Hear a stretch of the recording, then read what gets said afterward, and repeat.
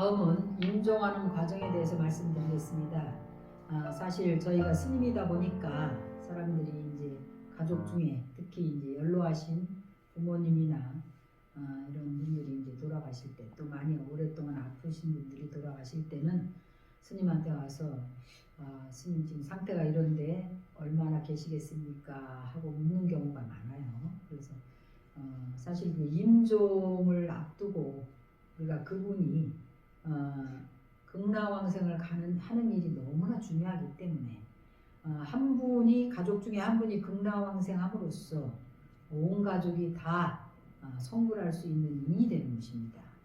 제가 신도들한테 흔히 얘기하기를 한 사람이 대통령이 된다든지 뭐 국회의원이 된다든지 한 사람이 출세하면 가족들이 사돈의 8촌까지 다 출세를 하는 거나 마찬가지로 좋은 복을 받듯이 가족 중에 한 분이 극락왕생을 함으로써 모든 가족이 다 복을 받기 때문에 그야말로 출세를 하기 때문에 한 분이 임종을 잘 지켜서 그분이 극락왕생할 수 있도록 모든 힘을 모으고 가족들이 마음을 합하는 일이 너무나 어떤 그 출세하는 것보다도 중요한 일이라고 이야기합니다. 그래서 그러려면 임종하는 과정을 우리가 아는 것도 굉장히 중요해요. 지금 어느 단계까지 가셨는가를 알아야 우리가 잘 준비도 할 수 있고 도와드릴 수가 있거든요.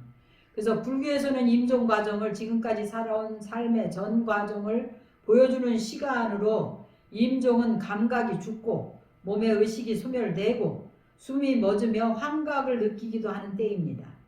이때 환영이나 죽어감의 모습은 살아온 대로 그 모습이 그대로 반영되게 되는데 악업을 지은 영혼은 마치 밝은 데서 어두운 곳으로 들어가는 것과 같은 상태가 전개된대요.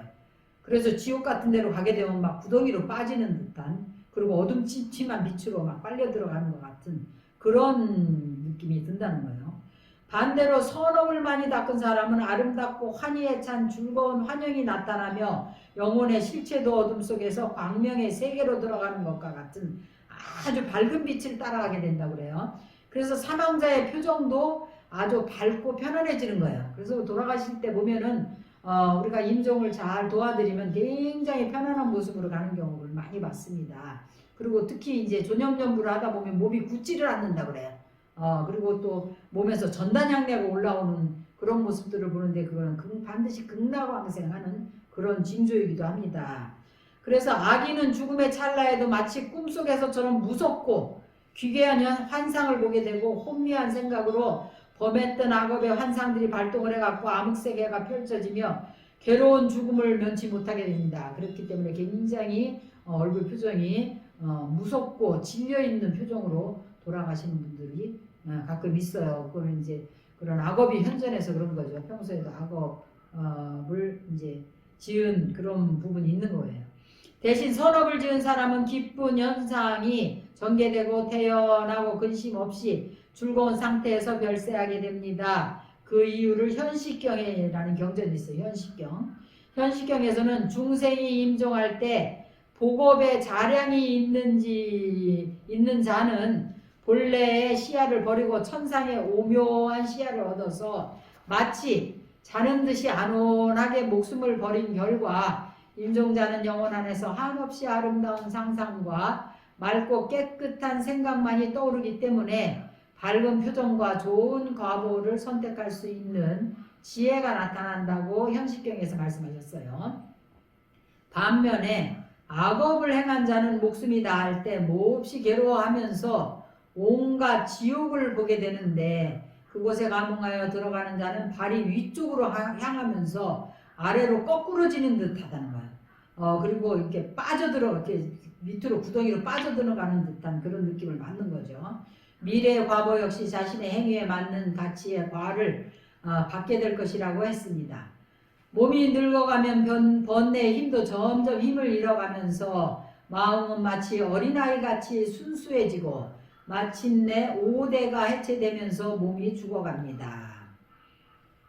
여기에 이르면 먼저 4대 지수화풍이 먼저 소멸되고 허공 속에 의식만 남아있다가 형성되어 있던 탐진치가 소멸되면서 의식이 정화되는 단계의 임종을 거쳐서 죽음에 이르게 됩니다. 4대의 융입 과정, 4대가 이제 서로 이제 섭수에 들어가는 과정이에요. 과정은 몸이 깊은 수렁으로 들어가는 듯해서 지대가 융입되고 땅속으로 막 꺼지는 것 같이 들어가요.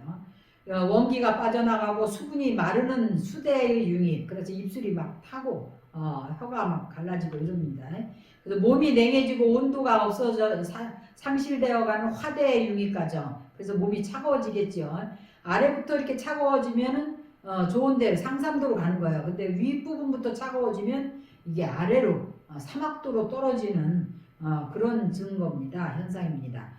외적인 5대가 해체되는 그 죽음의 과정을 자세히 살펴보면 다음과 같다라고 설명하고 있어요. 흙의 원소의 해체는 육체가 무겁게 느껴지고 자세를 유지하기가 힘들며 희미하게 반짝거리는 신기루의 이미지를 보게 된답니다. 그 다음에 유동성을 상징하는 물의 원소가 해체되면 입과 코가 말라서 건조해지고 갈증을 느끼며 일단의 안개가 돌돌 감아 올라가는 것 같은 아지랑이가 피어오르는 것 같은 이미지를 보게 됩니다. 열기를 상징하는 불의 원소가 사라지는 과정은 몸에서 온기가 사라지고 활활 타오르는 불위에서 춤을 추는 개똥벌레처럼 아른아른 빛나는 빨간 광채의 이미지를 보게 됩니다. 운동을 상징하는, 움직이는 기운을 상징하는 풍대죠. 풍대는 그런 숨을 쉬기가 어렵고, 풍대가 이제 사라질 때는 숨을 쉬기가 어려워요. 들숨은 짧아지고 날숨은 길어지는 거예요. 환각이 생겨나게 되고 마음속에서 삶 전체가 마치 필름처럼 전개되며 새빨갛게 타오르는 횃불이나 램프 등의 이미지가 보여집니다. 그 다음에 이제 공대죠. 허공의 모습인 공대인 의식이 가라앉게 되는데 더 이상 움직일 수가 없으며 외부 세계를 인식하지 못하고 모든 것이 흐릿해지면서 의식을 잃게 되는 과정이 진행이 됩니다. 이처럼 임종의 과정은 육체가 해체되어 살아있는 유기체에서 무생물로 변형되는 과정으로 몸을 구성하던 4대는 각각 흙, 물, 불, 바람의 성분으로 돌아가서 해체되고 감각기관은 허공으로 돌아가게 됩니다. 불교에서의 임종 과정은 이러하며 이러한 임종 과정에 놓인 혹은 임종 과정이 진행 중인 임종자의 마음 상태를 유가사지론이라는 논장이 있어요. 경전에서는 선심, 불선심, 무기심 이 세 가지로 나누고 있답니다. 선심은 착한 마음이고 불선심은 착하지 않은 마음이죠. 무기는 아무 생각이 없는 기억이 없는 마음인데 이 세 가지로 나누고 있다고 유가사지론에서 말씀하셨어요. 그래서 선심은 선한 마음으로 죽을 때에는 안락하게 죽으며 임종 때는 극심한 고통으로 몸이 핍박받는 느낌을 받지 않는데요. 선심이 있는 사람은 선한 마음으로 죽는 사람은 어지러운 형상을 보지 않습니다. 그 다음에 불선심, 악한 마음으로 죽을 때는 고뇌하면서 죽습니다. 임종 때 극심한 고통으로 몸이 핍박받는 느낌을 받습니다. 불선한 마음으로 죽는 사람은 어지러운 형상이 막 눈앞에 보이는 거예요. 그래서 막 허우적거리게 되는 거죠. 그 다음에 세 번째 무기, 전혀 기억도 없고 아무 생각이 없는 선법과 불선법을 행하거나 행하지 않는 사람이 임종할 때 스스로 기억할 수 없거나 다른 사람이 기억하도록 할 수 없는 경우로 그때가 선심도 아니고 비선심도 아닌 죽음이며 안락하게 죽는 것도 아니고 고뇌하게 죽는 것도 아닌 그런 무기의 상태라고 합니다. 이처럼 임종자는 어떤 마음을 지니는가에 따라서 죽음을 안락하게 맞이할 수도 있으며 고통으로 맞이할 수도 있습니다. 임종 과정에서는 일생 동안 누적되었던 성과 불선의 행위가 마음 깊은 곳에서 나와서 선하고 악한 마음이 끊임없이 생기하게 됩니다. 따라서 임종자 스스로가 선한 행위를 기억할 수 있도록 하고 심신이 쇠락한 경우에는 다른 사람의 도움이 필요하게 됩니다. 임종자가 느끼는 불안감이 어느 정도 존재론적이고 실존적인 것으로 존재의 무, 비존재에 대한 두려움이라는 점에서 정토왕생의 가능성을 제시하는 정토신앙은 임종 과정에서 실질적인 도움이 될 수가 있습니다.